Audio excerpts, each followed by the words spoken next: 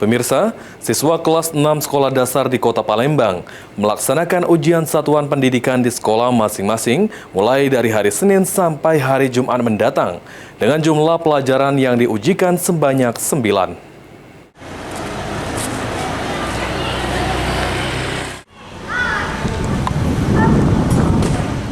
Mulai hari Senin hingga Jumat mendatang, siswa kelas 6 tingkat sekolah dasar menjalani ujian satuan pendidikan di sekolah masing-masing, salah satunya SD Negeri 1 Palembang. Wakakurikulum SD Negeri 1 Palembang, Suwarno mengatakan, kelas 6 yang mengikuti ujian satuan pendidikan sebanyak 98 siswa dengan jumlah mata pelajaran yang diuji sebanyak 9. Dalam pelaksanaan ujian ini, SD Negeri 1 Palembang membagi menjadi 5 ruang ujian, yang mana setiap ruangnya berjumlah 20 siswa.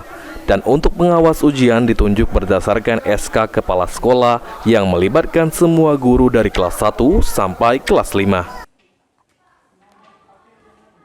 Kita sudah mulai melaksanakan ujian satuan pendidikan. Kalau dulu ujian sekolah, karena kita menyesuaikan dengan kaidah bahasa, jadi ujian satuan pendidikan untuk kelas 6. Kita ada 4 kelas dan jumlah siswanya ada 98 ya, dibagi menjadi 5 ruang. Nah, setiap ruang itu berjumlah 20 siswa, jadi semuanya pas ya. Nah, untuk hari ini hari pertama ini mata pelajaran Bahasa Indonesia dan mata pelajaran IPS.